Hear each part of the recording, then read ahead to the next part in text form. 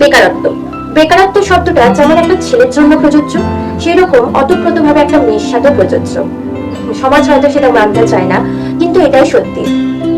এবার তোমরা নিশ্চয়ই আমাকে জিজ্ঞাসা করবে, কি সব বকে যাচ্ছে আলতু ফালতু? বেকারত্ব শব্দটা মেয়েদের জন্য কি করে প্রযোজ্য? মেয়েদের তো বিয়ে হলে স্বামীর সাথে, আর বিয়ের আগে বাবার সাথে, নাহলে বয়ফ্রেন্ড থাকলে তো ব্যাস হয়েই গেল, জীবন একদম সর্টেড। দেখি মনে হয় লাইফটা পুরো সর্টেড, তাই না? না বন্ধু, এত সহজেই গলে যেও না। বাইরেটা যতটা দেখতে সুন্দর লাগে, ভেতরটা হয় ততটাই তিক্ত, ততটাই নুনে ভরা।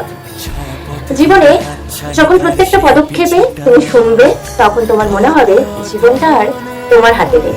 আমাদের সোশ্যালিস্টিক ফ্যামিলিতে কিছু কিছু সো কল্ড মানুষ রয়েছে যারা এখনো বিচার করে আগে ছেলে হলে ভালো হতো। ইস, মেয়ে হয়ে গেল। এই ইস কথাটা মেয়ের আগেই আসে, ছেলের আগে আসে না। ছেলে হোক না মেয়ে, বেকারত্বের জ্বালা তো ভাই ভুগতে হয়। রাতের আকাশে যখন অন্ধকারটা নামে, রাতের অন্ধকারটা যখন গভীর আরো হয়ে যায়, তখন দরজা বন্ধ করে এই বিছানার বালিশটা চোখের জলে ভেসে ওঠে। শুধু একটা ছেলের নয়, একটা মেয়ের ক্ষেত্রেও তাই।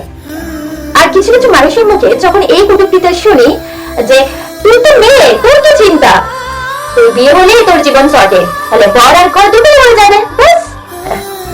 কিছু কিছু মানুষের মুখে যখন এই নোংরা কটূক্তিটা শুনি, তখন মনে হয় যে আমাদের সমাজটা মডার্ন নয়। এই যে কিছু কিছু সো কল্ড মানুষরা রয়েছে যারা নিজেকে মডার্ন বলে জাহির করে, যারা নতুন জামা কাপড় পরলে, একটা নতুন ব্যাগ কিনলে তারা মডার্ন হয়ে যায়, ভাবে আদৌ তারা মডার্ন নয়। মডার্ন তো ভেতর থেকে হতে হয়, তবেই তো সেটা মডার্ন বলে জাহির করা যায়, তাই নয় কি? কোথাও না কোথাও সমাজ আমাদের খুব ভালো করে বুঝিয়ে দিয়েছে যে বেকারত্বের জ্বালায় একটা পুরুষ একটা নারীকে হারায়। আচ্ছা, এটা কি সত্যি একটা পুরুষ একটা নারীকে শুধুই বেকারত্বের জন্য হারায়? আচ্ছা, একটা নারী কি বেকারত্বের জ্বালায় একটা পুরুষকে হারায় না? একটা নারী বেকারত্বের জ্বালায় কি তার সর্বস্বকে খইয়ে দেয় না? সত্যি কি এটা? বেকারত্বের জ্বালায় যখন নিজের পছন্দের কাজটা করতে পারি না, বেকারত্বের জ্বালায় যখন নিজের পছন্দের জায়গায় যেতে পারি না, বেকারত্বের জ্বালায় যখন 10টা টাকা ফুচকা খাওয়ার জন্য হাত পাততে হয়, তখন এই বেকারত্ব শব্দটা একটা পুরুষের ক্ষেত্রে শুধু নয়, একটা নারীর ক্ষেত্রেও বেকারত্ব শব্দটা প্রযোজ্য।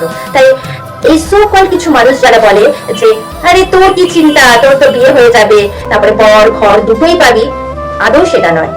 বর ঘর দুটোই পাবো ঠিক কথা, কিন্তু সত্যি কি সেটা নিজের? বেকারত্বের জ্বালায় যেমন একটা ছেলেকে তার সংসারটাকে দেখতে হয়, সেই রকম বেকারত্বের জ্বালায় একটা মেয়েকেও তার সংসারটাকে দেখতে হয়।